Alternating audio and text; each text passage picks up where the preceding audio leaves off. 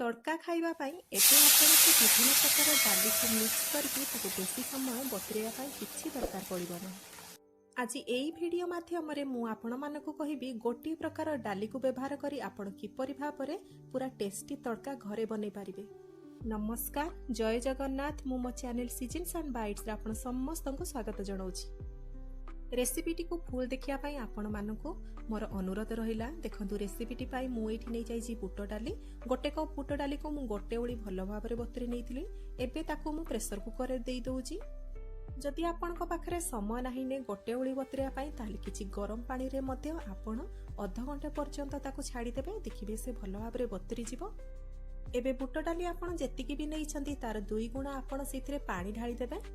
2 गुणा पानी देबे, नहले ताठू बेसी पानी देबे, किंतु ताठू कम पानी देबे नाही।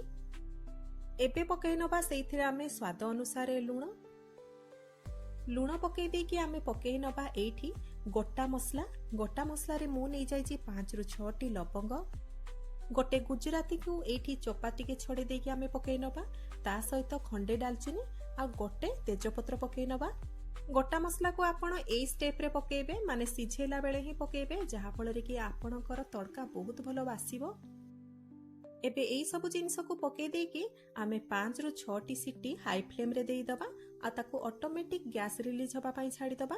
माने प्रेशर कुकर पूरा ठंडा हे साला परे आमे तारो लीड खोलिबा। ये भलो भाबरे सिझिबा समय रे चालंतु यार मसला प्रस्तुत करि नबा। मसला पई देखंतु मु एठी फोन थरे गैस ऊपर कड़ाई बसै नैछि। प्रथमे पकई दबा आमे 3 बड़ चामच रिफाइन तेल आमर भलो भाबरे एठी गरम हे गला परे आमे गोटे छोट चामच गोटा जीरा को इथिरे फुटै नबा। ता सहित फुटै नबा गोटे सुखिला लंका। ता सहित आमे एठी फुटै नबा गोटे छोट चामच चॉप्ड कला वाला अदा आ चॉप्ड कला वाला रसुण। आपण चाहिले अदा और रसुण को छेचिकी मध्य पकई पारिबे। देखंतु एई सब जिंस को आमे भलो भाबरे किछि समय लाल होबा पर्यंत भाजी नबा। तड़का आपण करूथिले एई परि भाबरे चॉप करिकी अदा रसुण को पकेइबे। देखिबे तार बास्ना सहित स्वाद बहुत भलो आसी थाए। एबे मु सेइथिरे गोटे बड़ साइज रो पियाज को सरू सरू काटी नैची आ ताको मध्य इथिरे पकेइ नबा। पियाज को मध्य आमे एठी हल्का लाल होबा पर्यंत भाजी नबा। बेसी पियाज को भाजिया दरकार नाही, हल्का लाल हे गले हमर पियाज एठी रेडी हे जिवो। एठी देखंतु हमर पियाज रेडी हे गलानी। एबे मो सेइथिरे 2 बिडा पालंग को भलो भाबरे सफा कर देकी काटिकी पकेइची।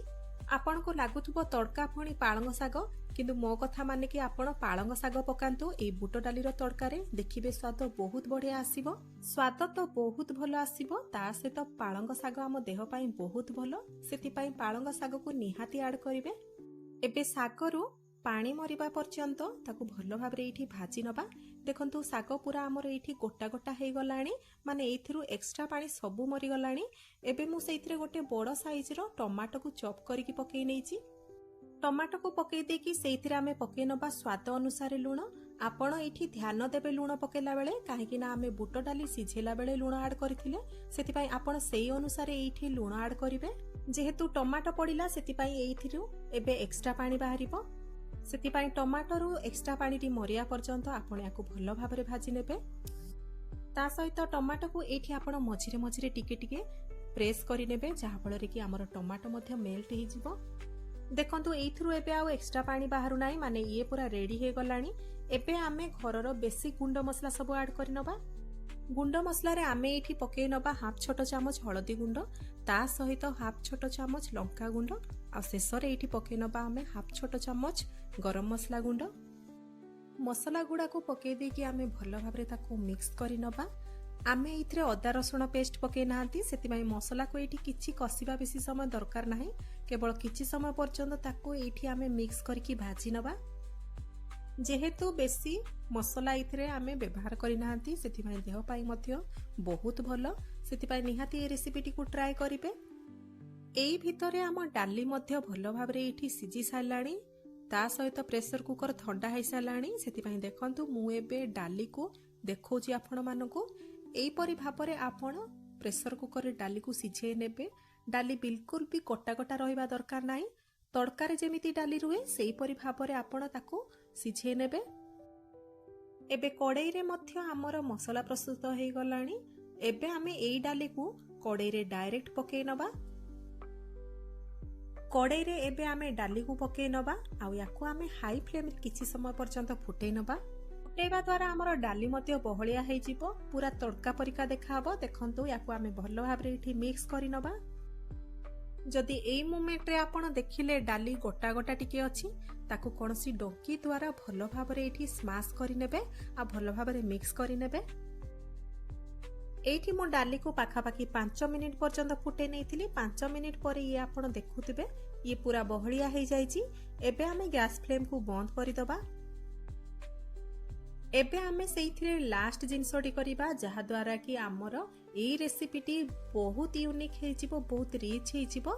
सेति पय देखंतु एठी मो गैस ऊपर पुनी कड़ाई बसै नैछि आ सेइथिरे पकै नैछि गोटे छोटो चामच देसी घियो। देसी घियो पकेबा द्वारा आम रेसिपीटी बहुत बढ़िया बासिबो, ता सहित ये मध्य टेस्ट भलो दबो। घियो को केबे भी हेले आपण बेसी गरम करिवे नाही। देखंतु घियो एठी हमर स्लाइड गरम हे गलानी। एबे मो सेइथिरे गोटे पिंच हेंगु पकेई नैछि। हेंगु सह पकेई नबा आमे गोटे छोटो चामच गोटा जीरा। एबे पकेई नबा सेइथिरे आमे 2टी सुखिला लंका आउ शेषरे एठी पकेई नबा हाफ छोटो चामच काश्मीरी रेड चिली पाउडर। एबे एई सब जिनिस को घियो रे आमे किछि समय फुटेई नबा। देखंतु भलो भाबरे सब जिनिसर फ्लेवर जेमिति घियो रे आसे भारी सेमिति आमे किछि समय ताकू एठी घियो रे पकेई की रखिबा।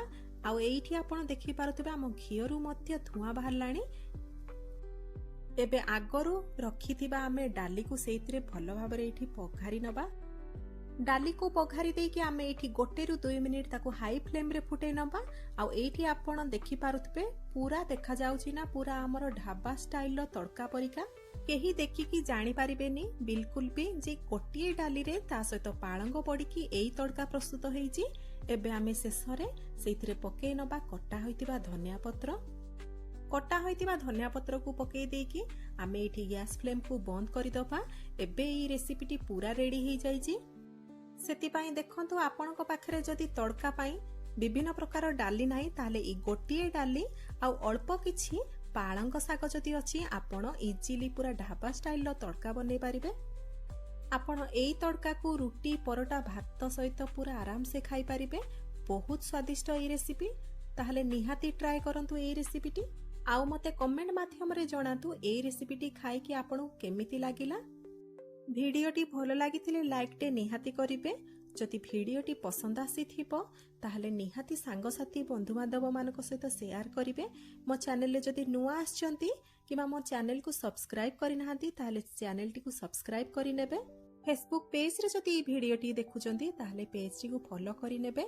पुणी देखा हबो गोटे नुआ रेसिपी भिडियो रे। नमस्कार, जय जगन्नाथ।